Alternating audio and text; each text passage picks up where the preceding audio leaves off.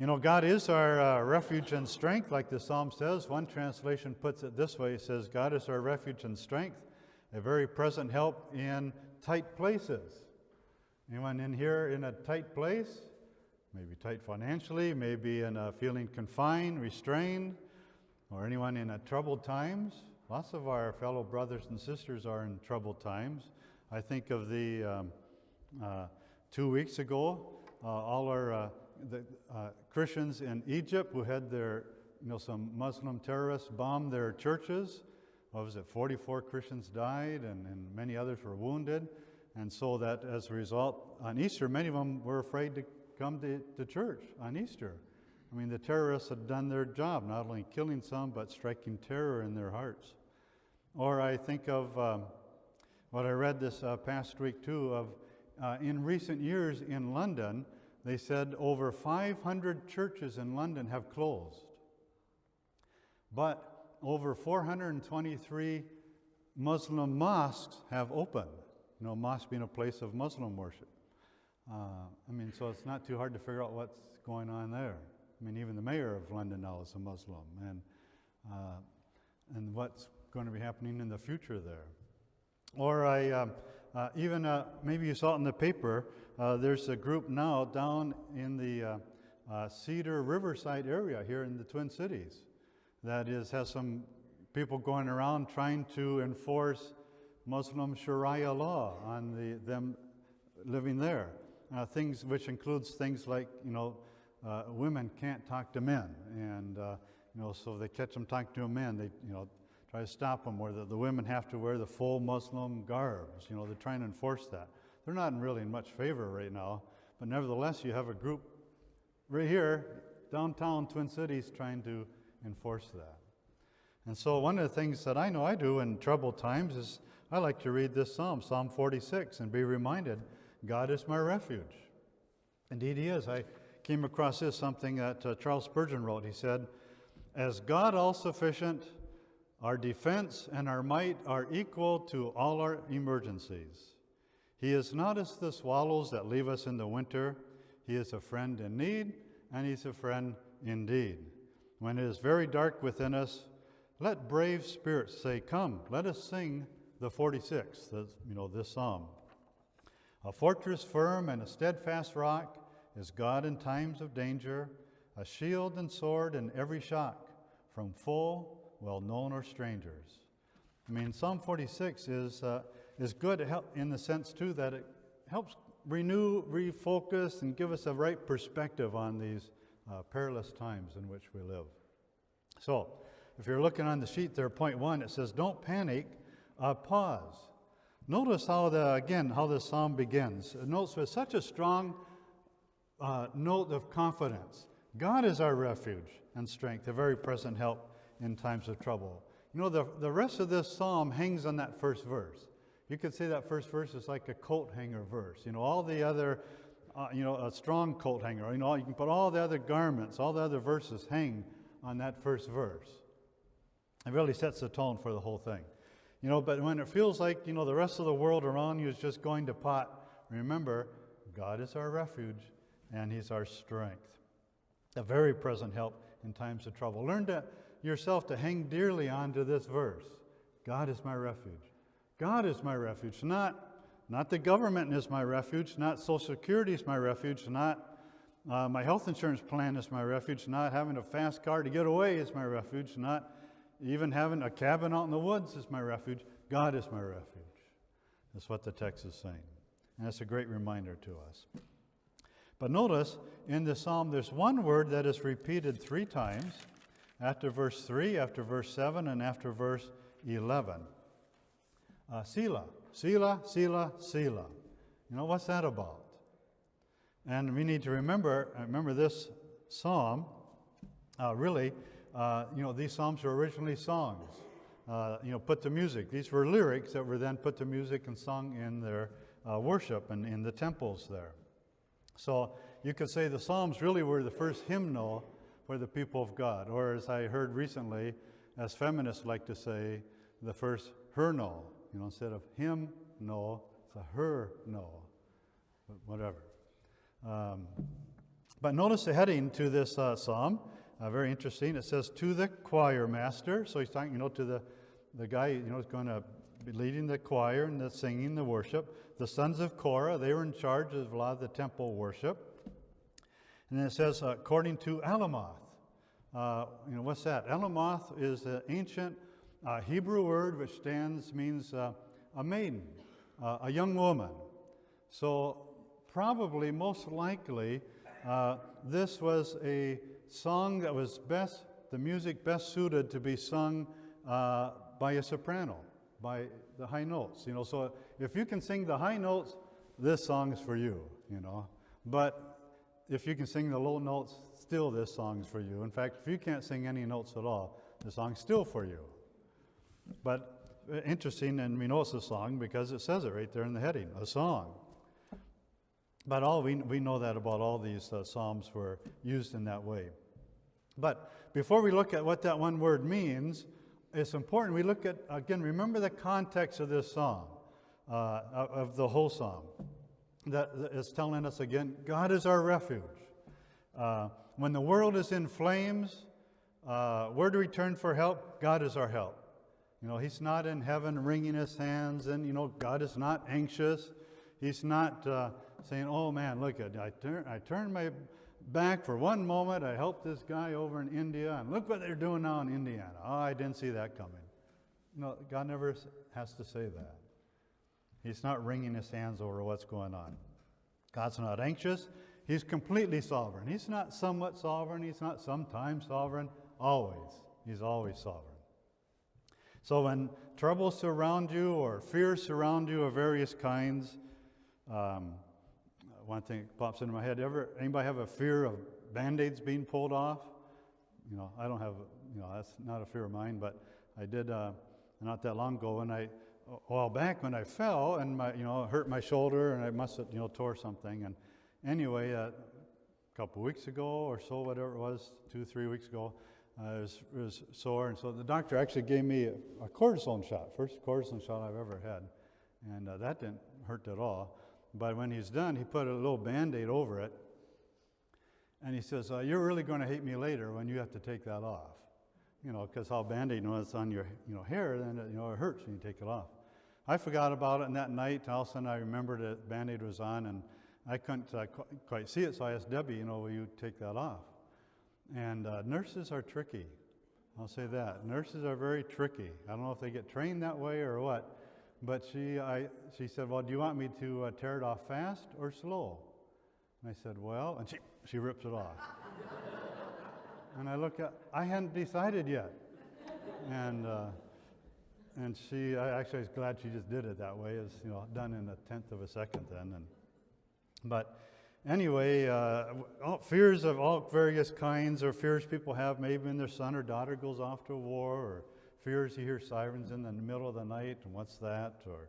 Or our kids or grandkids are, fearful about something, or there's just no end. A terrorist trying to strike terror into the hearts of peace-loving people. God is still on the throne. He's still our refuge. He's our place of safety. He's our place of security, our place of comfort. Even when life throws its worst at us, he's still our refuge. Remember in John 6 how it tells the story of Jesus. He just got done feeding the 5,000, and he sends his disciples, it's near the end of the day, to cross over to go to Capernaum on the other side of the Sea of Galilee. And he says, "I'm going to stay here." And he kind of dismisses the crowds, and the disciples are on their way, and he goes up in the mountains to pray. And then all of a sudden a quick storm comes up on that lake, which I guess is very prone to do with its location and the way the mountains are around it and the valleys. And anyway, so here the disciples are out in this boat. They're crossing over this fairly large lake, and it's dark, and the boat's rocking in the waves, and the wind is blowing, and the sea spray is hitting them in the face. You can just imagine yourself being in that boat in a storm. And it says several of them, we knew were hardened fishermen. They were familiar with that lake, and it says even they were scared. And then, afraid they were going to drown. And then comes along someone just doing what he does, another miraculous thing. And here comes Jesus, walking on the water. And they, of course, they see him and they were scared. They thought they were seeing a ghost because, it's just not normal to see someone walking on the water, especially in any time, but in a storm besides. And so they cry out in fear, and what does Jesus say? He says, don't be afraid. He has to say that many, many times in different situations. Don't be afraid. Why are you so afraid? He said, it is I, Jesus. And they recognized him, and they recognized his voice, and Jesus gets into the boat, and he calms the storm, and everything is well. And that's a great picture of how Jesus is our refuge. He was their refuge in that situation, and in the same way, he can be our refuge. Even, again, like I said, even when life throws its worst at you, he can still be our refuge too. But now, back to that strange word, Selah, as it gives it 3 times here in that psalm, off in the sidelines, on the side. What does that mean? Since this is a song, Selah is most likely a musical notation. If you're familiar, I'm sure most of you are, with, sheet music or music of any kind, it has all kinds of musical notations in it, doesn't it? I have words written in the margins and sides, when to, speed up the singing or when to slow down, or, sing this part louder, or repeat this phrase, all these notations. Most likely, that's what this is. I cannot say, those who have studied this and spent their lives studying this type of thing, they say, we're not 100% positive this is what it means, but most likely, this is its most likely meaning. So that's what I'll go with. Selah, which means to pause, take a break, take a breather, think about what you just read or what you just sung about. One guy said that every time he sees that word, because you can find it in some of the other Psalms too, Selah, is that he says to himself, pause and let that sink in. What you just read. Don't just jump on to something else. Pause, let that sink in. I like that. I think that's pretty good. Good idea. So Selah really becomes like structural markers for this psalm. Because, for example, when you look at verses 2 and 3, it's describing some physical catastrophes going on. Then Selah, pause. Let this sink in. Here's how to handle that. And then it goes on from verses 4 through 7, talking about warfare and enemies. Got any enemies or things giving you a hard time? And then it says, Selah, pause. Let this sink in. Here's how to handle that. And then it goes on from verses 8 through 11 and talks about the future. And, it's the future is uncertain for us. You don't know what's going to happen tomorrow. And then it's like, here's how to handle that. Pause, Selah, let this sink in. So it gives us some markers, structural markers for this psalm. And it's saying, don't run, pause. Don't panic, pause. Don't chew your fingernails and worry, pause. Your God is your refuge. Trust him, he can help you. And then if you're, again, looking at the notes, point 2 says, even though really bad things happen, when the world's in chaos or just it seems like your world is falling apart, what? Well, look at verse 2 of this psalm. It says, we will not fear. And then notice as it goes on in this section that it has notice the examples that it gives us in verses 2 and 3 and following on there, is that each of the examples it gives us, it starts with the word though. Again, we're looking at the text, we're seeing what it says. 4 times it says, though the earth gives way, though the mountains be moved, though the waters roar and foam, 4 times, though this happens, though, lots of catastrophes, though a flood comes and takes away all your possessions, though there are volcanic eruptions and earthquakes. Yikes. He says, even though all that stuff is happening, and notice, he's not saying that these things will not happen to you.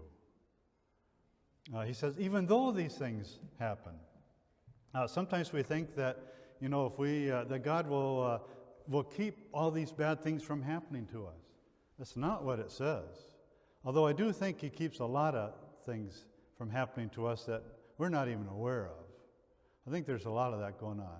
But nevertheless, as this psalm says, it doesn't say, that God's not going to let any of that stuff happen to you. Sometimes people wrongly kind of think they're making a bargain with God. Okay, God, I'll go to church, I'll give a little money, and that's my end of the bargain. Your end is just keep me out of trouble. And then they get in trouble. They go, God, what's the deal? You're not living up to your end of the bargain. Well, it's not a bargain God made. And because notice it says, though all this stuff is happening, and even though it says, even though all these bad things might happen, what's to be our response? We will not fear. Why? Well, back to verse 1, that coat hanger verse, that all these other verses hang on. God is our refuge. Therefore, a very present help in times of trouble. Therefore, we will not fear. All these catastrophes may surprise us. They never surprise God, do they? However, He does permit events sometimes to happen to us that puzzle us. But He has perfect reasons for what He does. And even though He might not tell us, which it's interesting, He's not under any obligation to tell us why He does what He does. Sometimes we have some clues in here and ideas and principles, but when you get right down to specifics, why this? Why did that happen to that person at this time? Often we don't know. And you know what? God's, again, by the way, He's under no obligation to tell us. He doesn't owe any of us an explanation for what He does. But one of the things we know is that He has perfect reasons for what He does. And even if He were to try to tell us why He's doing all these things, we wouldn't get it. These things would be way too profound for us even to grasp, even if we tried to. It's kind of like, if you were trying to explain calculus to a 3-year-old, even if they wanted to understand, they wouldn't get it. No matter you were the best teacher in the world, there's just no way that 3-year-old's going to understand calculus, okay? Or you could put another way. I know an illustration I've used before is like, some people like to, play, it's like playing chess. And usually, it's just, one level. And, I struggle with just playing it on one level. Some people are smart enough, they can play it. Maybe you've seen it, chess boards have 2 and 3 levels to them. And, one move here affects this up here, and it's starting to get beyond me already. And maybe, smart people can understand it, or a guy's good at chess, maybe like Sned or something, maybe he can get that.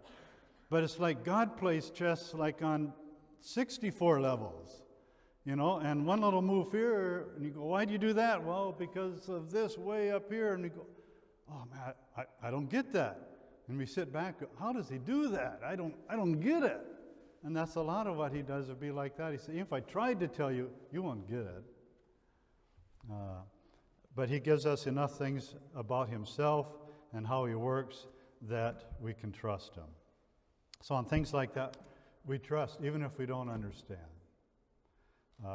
But we go on and we say, I will not fear, I will not blame Him, I will not doubt His goodness, I will not doubt His good intentions. Those have been made very clear. For example, like, last Saturday night, it's kind of weird for me. All of a sudden, I lost my voice. As if you're here, last Saturday night, and I thought, I never lose my voice. I can't ever remember ever before losing my voice. And there it was, Saturday night, I lost my voice. Thinking, it's like, really, Lord? Now? On any day of the week, but now Saturday night, and tomorrow Sunday, and it's not just any Sunday, it's Easter Sunday. And now I lose my voice? It doesn't make any sense to me why that should happen to me then. But I thought, okay, but Lord, I know You do all things well. And You have perfectly good reasons for what You do, so I will trust You. And it means then I'll just do the best I can, and I'll press on. What else are you going to do? Kick and scream? You can't scream when you lost your voice, anyway. So but you just have to trust Him. You know, when life threatens to undo your life, the answer is really not that complicated, as we see from this psalm. Really, it's, Selah, pause, let this sink in. God is our refuge. So rest easy. You can rest easy at night. Don't expect life to always make perfect sense. We know it doesn't. Don't fear when surprises happen. Life is full of surprises and shocks and weird things, isn't it? But not only can we not panic, we can trust Him. Even though really bad things happen, doesn't say they won't happen, but if they do, what's our response? We will not fear, and we'll even do better than that. It can even be a time for confidence, to be confident in such times. I mean, we certainly live in uncertain times, even with recent now measles outbreaks, and last year you had that huge Ebola crisis that so many were concerned about, and now we got ISIS and this huge gender confusion that's growing, and this growing hostility to Christianity. We've got more people today who are scrolling the internet than they are spending time in God's Word. I mean, there are people who know the faces of CNN better than they know the heroes of the Scriptures, or they know better, the people on Fox News than what this psalm is saying. Am I right with that? But because of that, we need to be reminded of psalms like this and its message, because the Lord of hosts, as it says, is with us, therefore we will not fear. And actually, not only will we not fear, we can be confident. Why? Because the world's such a great place? No. Because our God is so great. He's our refuge. He's our place of safety. And He wants to be your place of safety as well. And that's where, again, knowing these psalms and reading them is so good. Not only can we not panic, not only can we not fear, we can even be confident in such dangerous times as these. But we forget. We forget regularly. Sometimes people have to be reminded of these things, not to fear weekly. Some people have to be reminded daily, maybe even more so. Don't be afraid, as Jesus so often said. And so they ask questions because we forget these things. And how can I be sure? How can my family not be anxious in such tough times? How do I deal with fear? How can I live with confidence then in such a dangerous world? Well, another part of his answer is, if you look at this psalm, look at verse 8. As he talks about, come, behold the works of the Lord, how He has brought desolations on the earth. He makes wars cease. And one of the things he's kind of saying here is almost like he's saying, come see what God has done. It's kind of like, hey, you, buddy, come here. Let me remind you of something. And God is it's like He's inviting us to travel back in history. And it's like, remember how I rescued you before? Remember you were in a tough time and I rescued you through that? Remember how you were in a time and you thought you were going to die? And look, you're still here. You need to remember these things. I mean, do you really think that I brought you this far and now I'm just going to abandon you? That you're on your own, buddy. I mean, what kind of a father do you think I am? What kind of a God do you think I am? He's not going to do that to us. Or as He reminds us of His power and what He's done and how He's rescued people. Whatever the things that might be causing us fear. We hear God saying, like through the psalm, do you think that I can't handle this? Do you think that ISIS is ruining my plans? Do you not think that I could wipe out all of ISIS in less than a second if I needed to? He could. They are no threat to Him or to any of His plans. You might wonder, well, how can He do that? How is He able to pull victories out when things look so bad and so bleak? Well, He's got a lot of options up His sleeve. Far more than we know. Well, I'm even thinking back to John 6. He's told the disciples, go over to the other side, go to Capernaum, and I'll meet you there. Well, that was the only boat there. As they're getting in, you can imagine them wondering, well, how is he going to get over there? There are any more boats. How's he going to get there? They never thought of the idea that he came up with, that he was just going to walk there right across the water. Who would have thought of that? But yet he did it. See, he's got all kinds of options that we would never think of. Oh, we're in trouble. What are we going to do? And God said, I got all kinds of options what I can do. We think, well, there's, our resources, they can't handle this. God says, man, I can think of 1,001 ways that I can handle that. He's got lots of options. Another example of how, options, things that God can do is back, in 1799, when Napoleon's armies were sweeping across Europe. One of his generals took 18,000 of his men and went to attack this little town of Feldkirch. And it was Easter morning when they pulled up. And there they were, the sun glistening off the swords of these 18,000 Frenchmen. The town saw them, and the town council got together and said, what are we going to do? There is no way our little town can defend itself against 18,000 equipped and trained soldiers. What can we do? And they talk, and then they discuss, and, panic, anxiety, fear. We don't have the resources to deal with them. We're all going to die. And then finally, one old dean of the church stood up, and he says, gentlemen, we've been trying to handle this and solve this problem with just our own resources. He said, today is Easter. Let's do this. Let's encourage everyone. It's Easter. Go to church. Ring the bells. Have the people sing for joy and shout for joy. And we'll let God take care of the Frenchmen. And so they did that. And so they rang the bells, and the people started making their way to church, and they were singing for joy and shouting for joy. And when the Frenchmen out getting ready to attack heard all the bells ringing, heard the singing, the shouting, they thought, oh man, a huge army must have just come into town to defend the town, because they're so happy. So they broke camp, turned, and they left.